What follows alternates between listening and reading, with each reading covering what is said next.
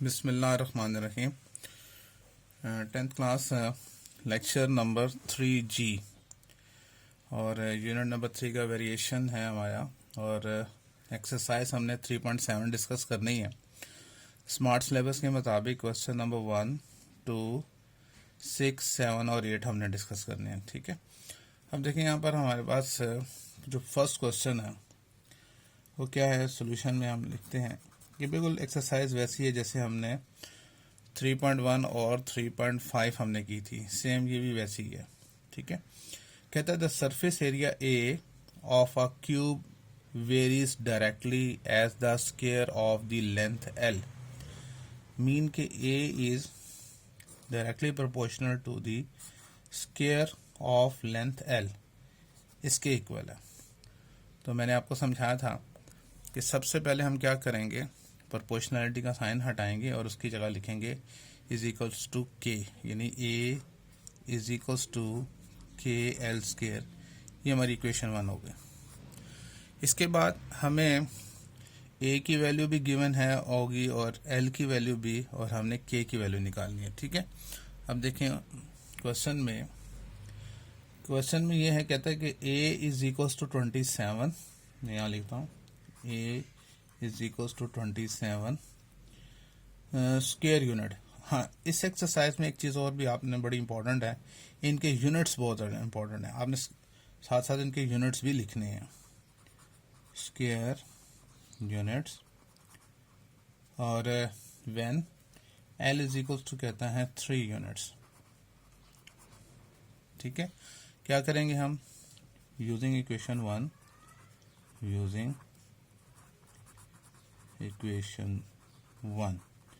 और इक्वेशन 1 क्या है हमारे पास, ए इज इक्वल्स टू के एल स्क्वायर।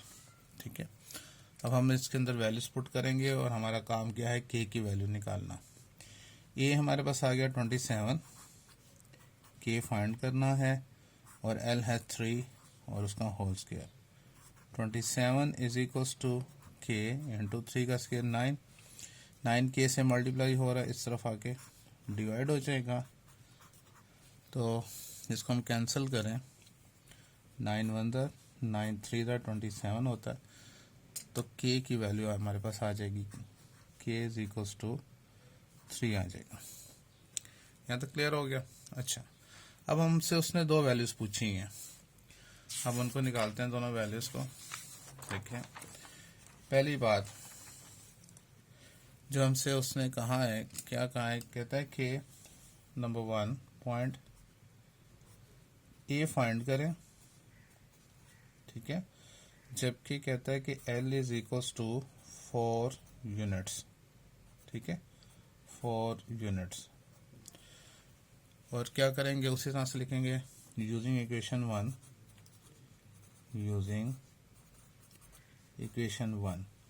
और इक्वेशन 1 हमारे पास क्या थी, ए इज इक्वल्स टू के एल स्क्वायर। वैल्यूज पुट करते हैं, ए तो हमने फाइंड करना है, के की वैल्यू निकाली थी 3, एल हमारे पास है 4 का स्क्वायर, सॉरी। तो ए इज इक्वल्स टू 3, 4 का स्क्वायर क्या होता है 16, और 16 3 ज़ा 48, और ए का यूनिट क्या था, स्क्वायर यूनिट। ठीक है ना, तो हम लिखेंगे इसका 48 स्क्वायर यूनिट। ठीक है, ये पहले का आंसर आ गया। सेकंड पार्ट में हमसे क्या कहा था, कहता कि एल फाइंड करें, जबकि ए की वैल्यू गिवन है 12 square unit. 12 square unit again लिखेंगे यूजिंग इक्वेशन 1।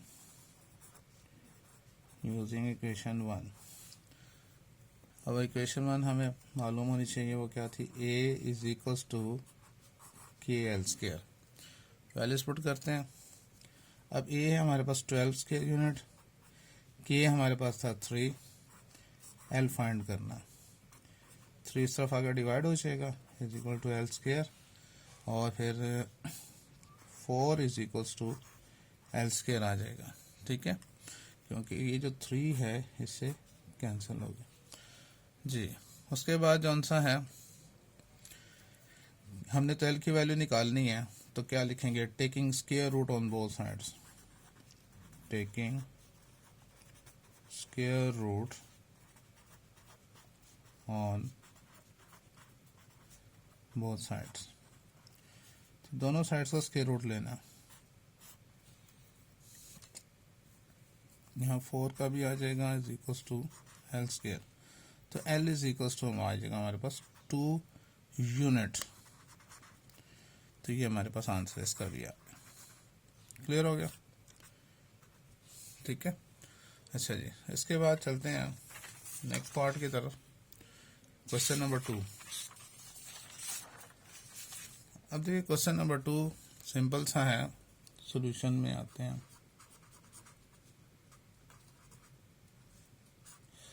कहता है the surface area S of the sphere varies directly as the square of radius R, यानी S is proportional to R square. तो पहला काम क्या करेंगे हम, एस इज इक्वल्स टू क्या हो जाएगा, के आर स्क्वायर हो जाएगा, और ये हमारी क्या कहलाएगी, इक्वेशन 1 कहलाएगी, ठीक है। अच्छा, अब जौन सा है नेक्स्ट हमें क्या गिवन है, कहता है कि S is equals to 16 pi when R is equals to 2, ठीक है। तो क्या करेंगे, लिखेंगे यूजिंग इक्वेशन 1, यूजिंग इक्वेशन 1, ठीक है। इक्वेशन 1 हमने यूज करनी है किस मकसद के लिए, हमने के की वैल्यू निकालनी है, एस इज इक्वल्स टू के आर स्क्वायर, ठीक है। देखें ऐसे हमारे पास 16 पाई इज इक्वल्स टू के, और आर कितना हमारे पास 2 का होल स्क्वायर, तो 16 पाई इज इक्वल्स टू 4, 2 का स्क्वायर 4 मल्टीप्लाई हो रहा है, इस तरफ आकर डिवाइड हो जाएगा, इज इक्वल्स टू के, तो 4 1 दर 4 4 दर, तो हमारे पास के की वैल्यू क्या आ जाएगी, तो लिखेंगे हम के इज इक्वल्स टू 4 पाई आ गया, ठीक है। अच्छा, अब नेक्स्ट आगे देखें, उसके बाद कहता है फाइंड आर, आर हमने फाइंड करना है, जबकि एस इज इक्वल्स टू हमारे पास है 36 पाई, ठीक है। अगेन हम लिखेंगे यूजिंग इक्वेशन 1, इक्वेशन 1 को हम यूज करते हैं, और वो हमने शुरू में एस इज इक्वल्स टू के आर स्क्वायर, ठीक है। नेक्स्ट पेज पे इसको करते हैं, मैं दोबारा लिख देता हूँ कि एस इज इक्वल्स टू के आर स्क्वायर, ठीक है। अब वैल्यूज पुट करते हैं, एस तो हमें उसने दिया है 36 पाई इज इक्वल्स टू, के हमने फाइंड किया था 4 पाई, और आर हमने फाइंड करना है आर का स्क्वायर। 4 पाई यहाँ मल्टीप्लाई हो रहा है, इस तरफ आगे क्या हो जाएगा, डिवाइड हो जाएगा, 4 pi is equals to R square. अब ये कैंसिल हो जाएंगे, पाई पाई से कैंसिल, 4 1 दर 4 9 दर 36, तो 9 is equals to R square, taking square root on both sides, taking square root on both sides, दोनों साइड्स का हमें स्क्वायर रूट लेना है, ठीक है। 9 का भी होगा square root is equals to R का स्क्वायर भी, तो हमारे पास आ जाएगा 3 इज इक्वल्स टू आर, और करके हम लिख सकते हैं आर इज इक्वल्स टू 3, ये हमारा आंसर है। क्लियर हो गया जी। तो इसके बाद देखें क्वेश्चन नंबर 6।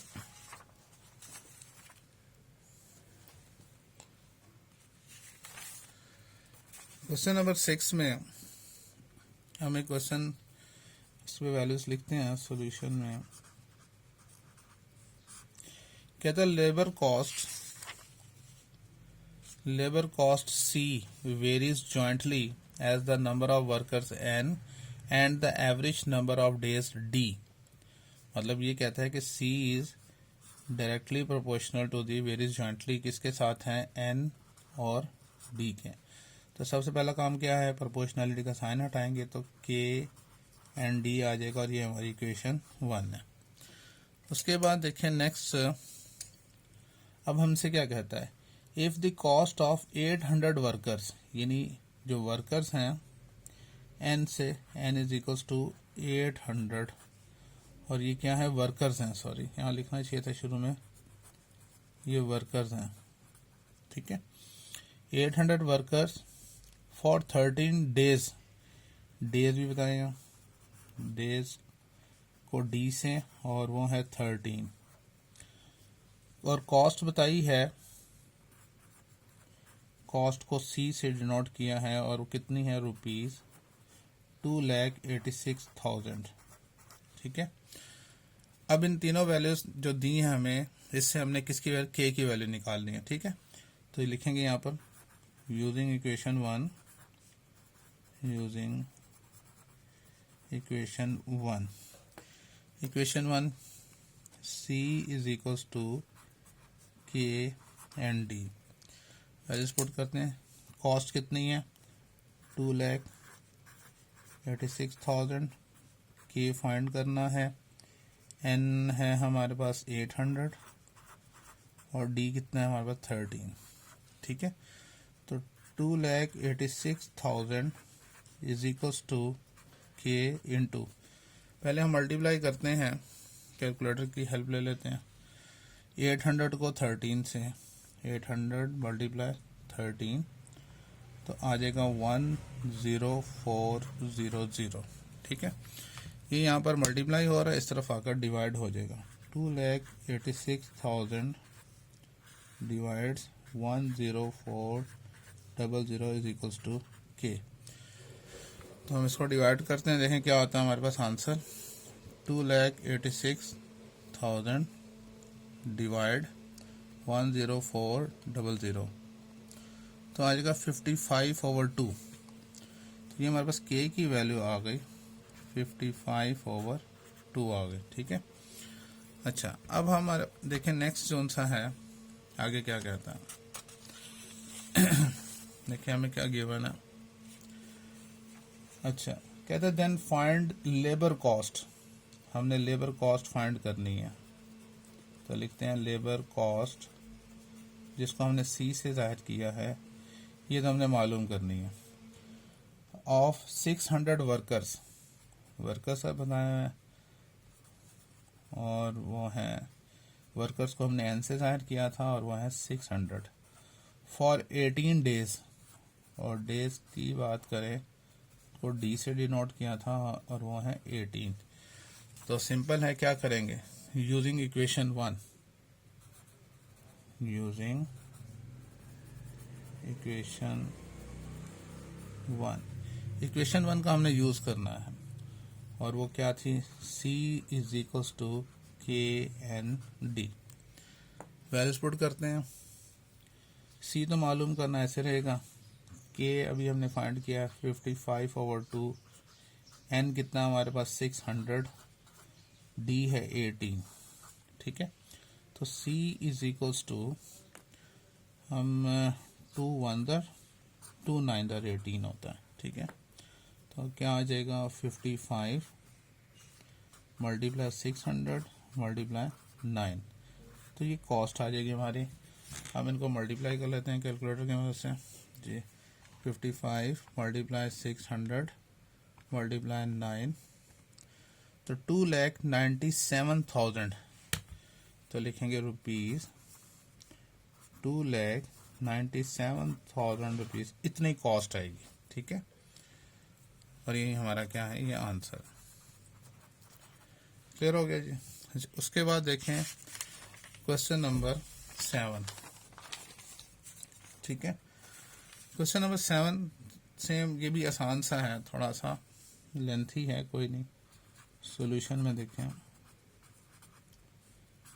कहता है the supporting load C, supporting load को सी से डिनोट किया है, of a pillar varies as the fourth power of its diameter d, यानी d की power 4, and inversely as the square of its length l, यानी l का square, और लेकिन उसका क्या रिलेशन है, इनवर्सली रिलेशन है। तो मैं यहाँ पे एक जॉइंट वेरिएशन का बेसिकली क्वेश्चन है। द स्पोर्टिंग लोड C कौन सा है, varies as the fourth power of its diameter d, यानी d raise to power 4, and inversely यानी ओवर में as the square of its length l के square के। तो ठीक है, तो C is equals to KD4 over l square, ये हमारे पास इक्वेशन 1 आ गई। ठीक है, अब जौन सा है तमाम वैल्यूज जौन सी गिवन होंगी और हमने k की वैल्यू निकालनी है। देखें, कहता है pillar of diameter d 6 inch, जो डायमीटर d है हम यहाँ पे लिख लेते हैं, diameter is equals to d, और उसकी वैल्यू उसने बताई है 6 inch. Okay, and of height 30 feet, height को हमने l से डिनोट किया था, तो height is equals to l is equals to 30 feet. ठीक है, 30 feet will support a load of 63 tons. तो सपोर्टिंग लोड भी बताया हुआ है, जिसको हमने कहा है सपोर्टिंग लोड। ठीक है, और वो है C, और वो है कितना, 63 टन्स। अब ये वैल्यू जो गिवन है, इनकी मदद से हमने K की वैल्यू निकालनी है। तो लिखेंगे यहाँ पर यूजिंग इक्वेशन 1, यूजिंग इक्वेशन 1, और इक्वेशन 1 हमारे पास क्या है, C is equals to KD4 over l square. ठीक है, वैल्यूज पुट करते हैं जी। सपोर्टिंग लोड कितना था, 63, K तो फाइंड करना है, D हमारे पास है 6 raise to power 4 over L है हमारे पास 30, तो 30 का स्क्वायर। ठीक है, हम नेक्स्ट पेज पे इसको सॉल्व कर लेते हैं जी। 63 आ गया हमारे पास, is equals to K into 6 raise to power 4 निकाल लेते हैं, 6 रेज़ टू पावर 4, तो हमारे पास आ जाएगी 1296 डिवाइड, और 30 का स्क्वायर होता है 900। ठीक है, 900 डिवाइड हो रहा है, इस तरफ आकर 963 को मल्टीप्लाई करेगा, और 1296 K को मल्टीप्लाई कर रहा है, इस तरफ आकर डिवाइड हो जाएगा, इज इक्वल्स टू K। तो हम इसको ये देखें, पहले 900 को मल्टीप्लाई किया, सॉरी 900 मल्टीप्लाई 63, 56,700, साथ ही डिवाइड कर दें 1296 के साथ, तो आंसर आ गया 175 ओवर 4। तो K की वैल्यू हमारे पास आ गई 175 ओवर 4 आ गई। ठीक हो गया। अच्छा जी, अब क्वेश्चन के बाकी दूसरे हिस्से पे चलते हैं कि उसके बाद उसने क्या कहा है हमें। कहता है कि how high a 4 inch pillar, जो 4 इंच कितना, 4 इंच पिलर यानी इसका डायमीटर बता दिया है। ठीक है, तो हम यहाँ पे लिखते हैं डायमीटर, डायमीटर जौन सा है, diameter is equals to D, और वो बता दिया 4 इंच। ठीक है, अब ये कहता है कि how high a 4 inch pillar must be to support a load of 28 ton. ये सपोर्टिंग लोड हमने बताया है C, वो 28 टन है। तो यहाँ पे लिखते हैं जो सपोर्टिंग लोड है, supporting load C is equals to 28 ton. ठीक है, अच्छा जी, तो हमने जौन सा है उसने पूछा है हाउ हाई, हाइट का मतलब है L, हाइट जौन सी है दैट इज L हमने फाइंड करना है। ठीक है, तो लिखेंगे यूजिंग इक्वेशन 1, इक्वेशन 1 से हमारे पास C is equals to KD4/L²। Values put करते हैं। C की वैल्यू 28, K हमने फाइंड किया है 175/4 जी। D की वैल्यू है 4⁴ और L हमने फाइंड करना है। जो फाइंड करना है यहाँ डिवाइड हो रहा है, इस तरफ आकर इसको मल्टीप्लाई की फॉर्म में लिख देते हैं। इज इक्वल्स टू 175 मल्टीप्लाई 4⁴/4 और ये 28 जो यहाँ पर है वो इधर आकर डिवाइड हो जाएगा। ठीक है, तो L² is equals to 175 multiply 4⁴ 256 और ओवर में 28 को 4 से मल्टीप्लाई करें, 28 मल्टीप्लाई 4 112 आ जाएगा। इज इक्वल्स टू, अच्छा ऊपर जौन सा है 256 को मल्टीप्लाई करते हैं 175 से, तो हमारे पास आ जाएगा 44,800 डिवाइड्स 112, डिवाइड करते हैं 112 से तो 400 आ गया। L² is equals to 400। Taking square root on both sides, जब हम स्क्वायर रूट लेते हैं, यहाँ पे लिखता हूँ taking square root on both sides